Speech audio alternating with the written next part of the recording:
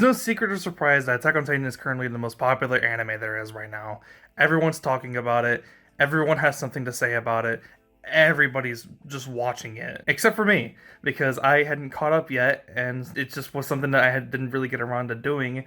And it's very weird that that's the case because you would think I would have started watching it by now because of how popular it is and the final season being out. And the first season came out in like 2013 or something like that. And I just never got around to it because back then I wasn't really into anime. I wasn't really watching anime really until a couple of friends of mine really started getting me into it. So I started watching some, and yeah, now we're here today where I'm watching Attack on Titan. Basically forced to because A, the final season is out and it's currently airing, and because people don't know when to shut the fuck up about spoilers. I understand that people are excited about Attack on Titan right now and stuff that's happening to characters and the story and the plot progressing forward. But can you keep this topic of conversation away from Twitter, because the more that people are talking about it on Twitter, the easier that's going to get to the trending page, and when it gets to trending, it just becomes almost unavoidable unless you specifically don't go on trending. And unfortunately, I made the mistake of going on trending, and I got spoiled about a certain detail that I'm not going to mention because that's not the point of the video. That's not what we're talking about. We're not talking about the final season. We're talking about the first season, because about before, like a couple months before the final season came out, I had started watching Attack on Titan. I watched like the first half of it. I think it was about like 13, 14 episodes of it. And only just recently did I finish watching the first season. I think it's safe to say that I was pretty impressed. I mentioned it before in a previous video that I was really impressed with what was going on and that I really wanted to make a video talking about it and just give my overall thoughts and opinions about it, about the first season for Attack on Titan. And then eventually get to a point where I start watching about the second and third season until inevitably I get to the fourth season and start catching up with everybody else who's also watching it. I guess without further ado, let's go ahead and start talking about some of the stuff that I really liked. With the first thing I want to mention, the production style or the production team behind Attack on Titan, who are the ones who are responsible for animating seasons 1 through 3. Wit Studio. I think Wit Studio did a fantastic job with animating and producing the show. And it's unfortunate that we don't have them for the final season. We actually have an entirely different studio animating and producing the show. And unfortunately, I also have to mention this as well. For some reason, people are very upset about it. Not upset because it's a different studio, but what the team is using to get the show out. Because from what I keep hearing, people are mad because they're using CGI, and I don't think that's a really fair criticism when the CGI looks good. I've only seen very little, but from the little that I've seen of it, it looks very, very good. So there's no reason to really be complaining about it and attacking the staff team when especially when they don't have anything to do with the episode that you're currently complaining about. But in seasons 1 through 3, we have, traditional animation, and considering that Wit Studio was animating and producing this in 2013, I think they did a fantastic job. I think it looks incredible. And I really feel this sentiment even deeper because of how long ago this came out.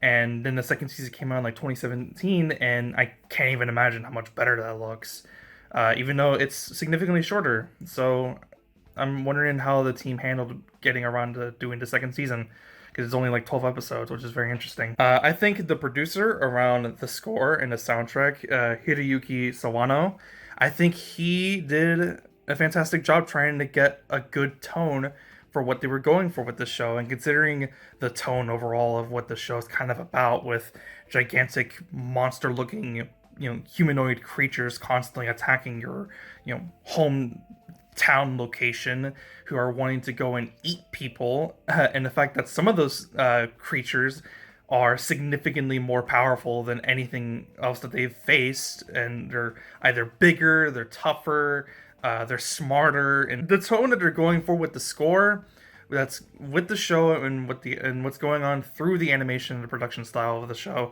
I think it works extremely well, and I really enjoy that. I think those are two basic things that people can pretty much point out notably that they did really well with the first season, and I can only imagine what they've only done further ahead since the show has been continuing on further and further, and I'm really interested to see what they do.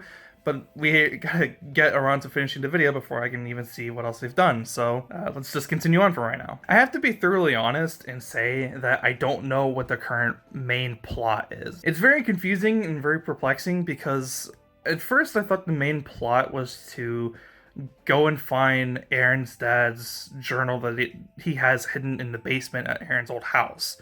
because they keep mentioning it. Aaron says that he has a key to be able to get to that basement or unlock it so he can get to what's in there. And I believe it's a journal from what I was told from a friend of mine who was watching the show already before me. And then slowly as it continues on and as Aaron and some of our main cast members go into the survey corps, it starts becoming into a different plot where they're trying to figure out more information about the Titans. But in the very least, I kind of like that for a reason I'll explain in a second. It sort of seems like the main plot is starting to go to figuring out the Titans and what makes them tick. What is their motive other than just to eat people? Are they humanoid in any way, right? Because as we know with Aaron is able to turn into a Titan. It's shown around towards the half point of the first half of the first season, and he turns into a Titan, but he's still able to revert back to being human. So that would mean that are the other Titans do they also have a person controlling over them, or are they just completely brainless? It sort of turns from a plot going around trying to get to that basement that's at Aaron's old house to figuring out more information about the Titans and understanding them better. I'm very confused as to what the main plot is. Maybe, the first thing I was mentioning before with the journal is the main plot. I don't know. I'm very confused. I'm just, trying to figure things out for the time being. But I guess more answers are going to be questioned as I continue on further with the second season into the third season, etc., etc. So far, I just have a lot of questions and I'm very confused about certain information. But speaking of learning more information, I want more information about characters' motivations, because a lot of characters seem to have very diversing motivations as to what they're doing, and although that's fine, I'm glad that all characters have their own motivation for what they're doing. It's not exactly clear, other than they just want to fight against the Titans and stop them from oppressing against their home, because there are a whole bunch of walls that protect all of the cities of where they live, and they got through some of the walls there, and they want to push them back so that way they can get more land, so that way they're able to gain more of a front and be able to survive a lot easier, which makes sense. But it kind of seems like other characters also have different motivations. But there's a character especially that I feel like has no motivation other than being with the main character and protecting him, which is Aaron, the main character. But Mikasa's motivation is just seemingly she wants to protect Aaron and be by his side the whole time. And although I'm fine with characters that kind of have that as their main motivation, which is protecting somebody, in this case it's a side character protecting the main character when the main character is already being protected by a whole bunch of other side characters, like Levi and that squad from the Survey Corps. And it just kind of seems like whenever she's not around Aaron, she just is not really that interesting. And I think it's pretty evident when they go over to that forest with all those tall trees. She's there with a couple other side characters, but she doesn't really do or say anything, right? She only does something when she realizes that Aaron turns into a Titan, right? Which means that shit is going down, right? And so she needs to go over there to his location and figure out what the fuck is going wrong. So I don't know. I'm interested to see if she's going to gain some other kind of different motivation later on as the show continues on, or I continue trying to catch up. But so far, her only motivation is seemingly just protecting Aaron, and although I think that's fine, I want to see more of her character progress and change and find a reason why she's even doing this, other than the fact of the obvious reason as to why she's protecting Aaron, and it's because of information has already been given to the viewer because Aaron essentially saved her life, which I know that makes sense and she probably feels indebted to him because of that, but I want something more than that with her because it seems like she can be very interesting, but they haven't given her anything interesting to work with. I guess I have to wait and see what else comes up. Something else that I also really like about how they handled the characters and our growth to appreciating and liking these characters is how fast we kind of have to like these characters, because it's kind of like actual war in a sense. Not to get too real or too political or anything, but in real world war, I feel like in that type of situation, you kind of have to learn how to like a specific person really quickly, because in a battlefield, in a hostile environment, You have to be able to trust your brothers in arms right beside you to be able to do the job and protect you and protect the others that are also within that group. Essentially, the characters have to do the exact same thing with themselves, but we also have to learn how to like them as well, because at any moment they could just get killed off. And there are a couple other characters that we've seen get killed off, but we didn't even really see what happened to them. I believe there's a character named Marco, and the characters like to talk about how he just died. No one saw how he died, but he died anyways. He didn't have his equipment, he didn't have anything on him. He was just found deceased. He was already gone. And it's very interesting because we only see him for a short amount of time, and then he just ends up getting killed by seemingly something completely random. And I find that cool. I find that very cool how we have to, try to grow an appreciation for these characters, because at any moment they can just end up getting killed.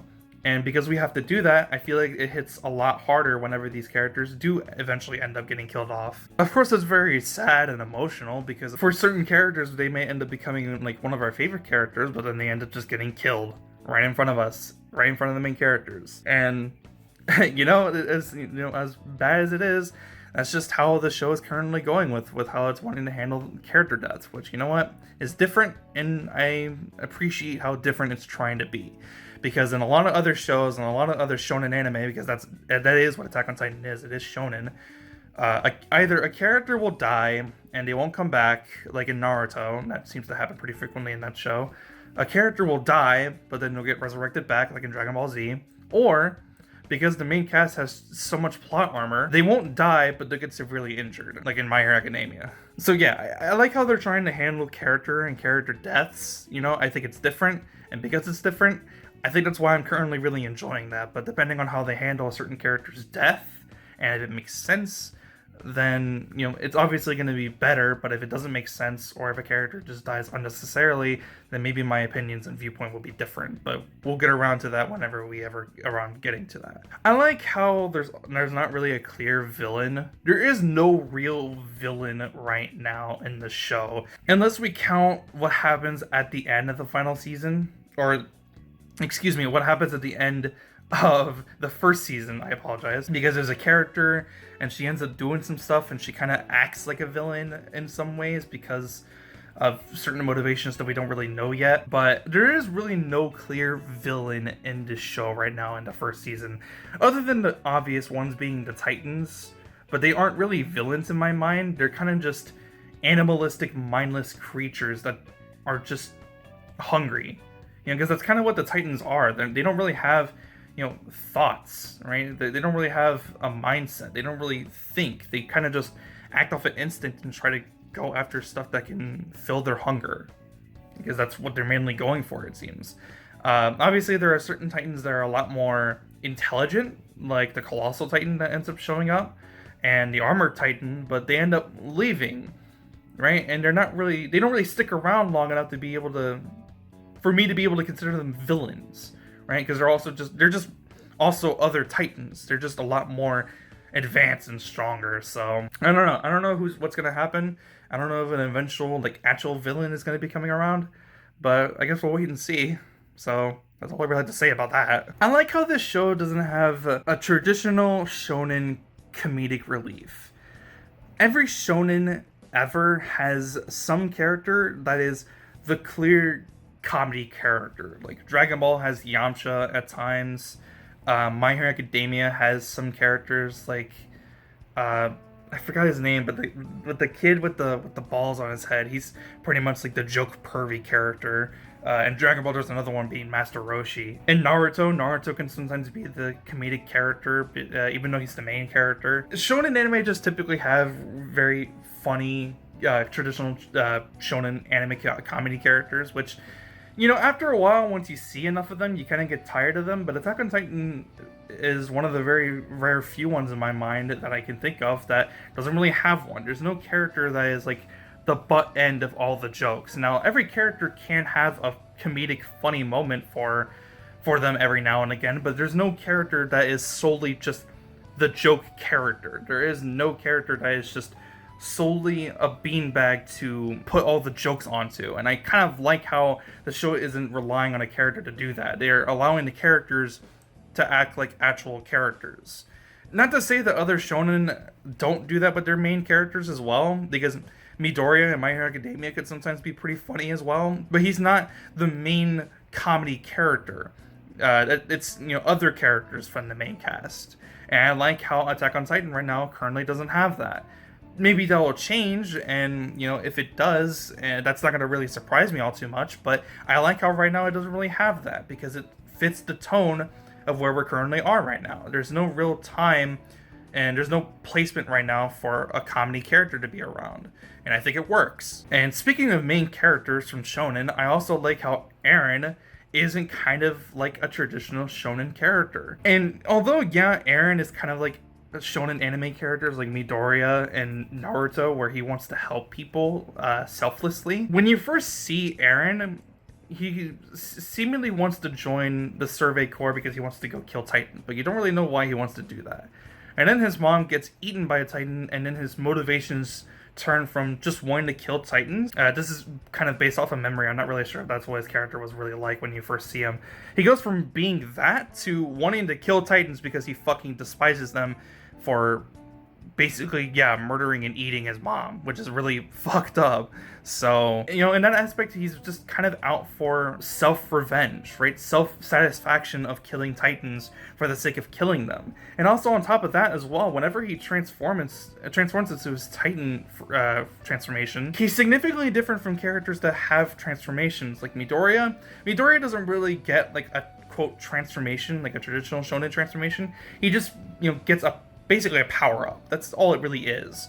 Naruto gets a transformation, but he doesn't really change. He just gets, again, a power-up. Dragon Ball has transformations slash power-ups, but they're not really different either, except for Goku, who, after he goes Super Saiyan for the first time, he is bloodthirsty, ruthless, and angry. But in context of the scene that's going on, that makes sense because he had just witnessed his best friend get killed.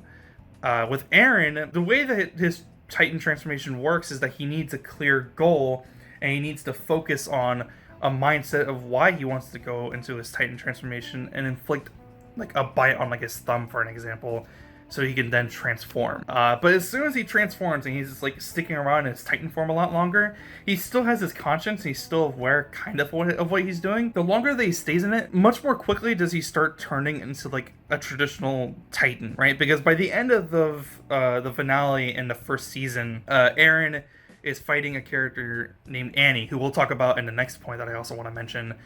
And he's about to devour her like a traditional Titan, but he sees her and he stops because he realizes what he's about to do. He's becoming the thing that he hates the most, and I like that. I like how Eren is how he slowly turns more Titan-esque, like the ones that he so despises so much, the longer that he stays in his transformation, and that's a downfall that he has to work on if he wants to be able to stop that. I like that. But speaking of Annie, the one thing that I liked about Annie being the female Titan towards the second half of the first season is that it plants the idea in viewers' minds that she's not the only people like Eren that can also turn into a Titan. It also means that there are potentially going to be more people or different characters from the main cast maybe that will also turn into a Titan for some reason. And I think that mindset is really cool. But I guess the one thing I can say that I didn't like, but more I'm confused about is her motivations. I'm very confused as to why Annie was specifically going after Eren, because there's no answer to that yet. And granted, it makes sense that there's no answer to that question because she, covers herself in like this crystal-esque hardened like barrier thing that no one can break through of, and she's just basically caught in a deep coma, and she is just not going to be waking up for some time now. And I'm confused about her motivations. I'm confused as to why she can even turn into a Titan. Did she get like some like serum or formula that allows her to be able to turn into one? Towards like the finale, we start seeing a couple of flashbacks from her where she's talking to someone who's presumably her father. And does her father have something to do with the reason why she can turn into a Titan? Does her father have to do with her motivations as to why she's going after Eren? Does she even want to still be a Titan? Why is she going after Eren? How does she able to use her Titan ability forms so easily? Why is she so self-aware? of her weaknesses and abilities and stuff like that, even while it's in her Titan form. Why everything about Annie right now with the current information that I have? Why anything about this character and why she's doing what she's doing? It's questions that I'm having, but they're not necessarily negatives towards the first season or the show. I like having these questions. I like, wanting to anticipate something for further information as the series goes on. But right now, with the information that I currently have, I'm just incredibly confused. And although, again, I like that, I like being able to have questions and not having them answered immediately. I'm just incredibly confused. I want more information, but in order to do that, I have to watch more seasons. And although I'm excited to watch more seasons, it's just like, I wish they kind of like was thrown a bone to kind of get me more theorizing, because so far there's no theorizing or anything. It's just kind of like we just have to figure it out we kind of just have to figure it out on ourselves, come up with some sort of idea as to why she's doing it, and then just kind of go from there until we get more information. It's kind of weird. I like how little we see of the Colossal and Armor Titan. I mentioned them before earlier, but I like how little we see of these Titans because it makes them feel more special. I like having, quote unquote villains that we see very little, because the more less we see of them, the more special it is whenever we see them again. I think that's super cool. Speaking of the book in the basement that I was talking about earlier from Aaron's old house, I don't know if it was just me. I don't know if I just got information wrong, but I thought that when the Survey Corps were going beyond the walls, they were planning on going towards the certain district that Aaron's old house is, so that way they can get the journal, because supposedly the journal has more information about Titans to be able to help out fight against them a lot easier. I thought that's what they were going after, but then as it continues on and we see the female Titan, who we later learn is Annie, it seems like the whole plan to begin with was to go after her for some reason. I don't think that was the case. I think that's just me getting a little bit information incorrect. I think the plan was to do that, but then once they realized that there was a threat and there was what they call an abnormal Titan that they hadn't seen before, they realized that they got to handle that before they could do anything else. So I think the plan was that they were wanting to go after this journal, but because of the female Titan, they had to deviate from the original plan, and so it just didn't really work out properly. And we'll get around to eventually getting to where we can get that journal, and that's what I think the second season is about. I think the second season is about going after that journal so that way they can handle these Titans a lot easier. To be honest, I feel like I've mentioned a lot of points that I really wanted to mention that were currently on my mind. It was mainly just like the journal thing that they were going after that was at Aaron's old house, the stuff with Annie that was also being thrown around, which was also very confusing. But a couple of things I want to mention also as well is the 3D movement device that they're using, the thing that allows them to be able to fly around from buildings to building with their swords, I think is super cool and unique and different from movement from every other shonen anime that I've watched. And because of that, I really like it. I think it's just super cool, the way that it works. The fact that it's limited, so it's not incredibly overpowered or anything, and it takes a lot of training to be able to, pull off the movement with it. And there are obviously certain people that are way more proficient with it, and because some people are more proficient with it, they can do some really cool stuff with it, like Levi. Levi is fucking awesome, by the way. There was one scene in the courtroom, I think it was. I think that's what it was, regardless, because there was a whole bunch of people acting like a jury. I like how not everyone was totally for keeping Eren alive. I think in a lot of situations, people would have been like, maybe we can use this, right? Maybe we can actually use this power. But no, they have a topic of conversation, and they're like, well, we can figure out more information about Titans if we dissect his body. But then the Survey Corps was like, well, no, we can, harness his power and be able to fight against the Titans that are oppressing us and blah, blah, blah, blah, blah. I think it makes sense. I think it makes sense that they would try to have this conversation in mind to be able to determine whether or not they're going to keep Eren alive or not. I think it makes sense that they did that, and it just makes sense. It makes sense that they're doing that. And one more thing about Annie as well is I mentioned that she's kind of in like this coma state where she's just in a crystallisc thing and she's passed out asleep, right? She's in a deep coma. I am wondering what's going to happen to her, because it's not like she's going to get off scot-free or anything because of the fact that she killed so many of the Survey Corps, as well as the entirety of the Levi squad besides Eren and Levi. And then she goes and turns into her Titan form within the actual city walls.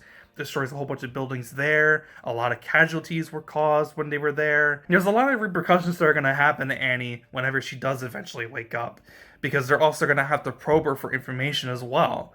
And then the other thing that I also wonder as well is she going to end up becoming a friend or a foe? Is she going to be an ally, or is she going to be a villain?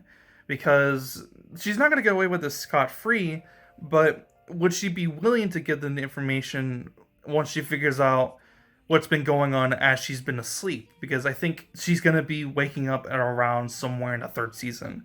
Because like I was saying before, I think the second season is going to be mainly going towards Erin's house to be able to get that journal that's in the basement. And I think Annie is going to be waking up from her sleep in the third season, and then she's going to play like a bigger role in the fourth season. That's why I think it's going to. I can be entirely wrong, and I'm kind of okay if I am wrong. I don't want to, predict anything or anything, but it's whatever. So far, I guess those are kind of my first impressions with how they were with the first season. I really was impressed. I liked it.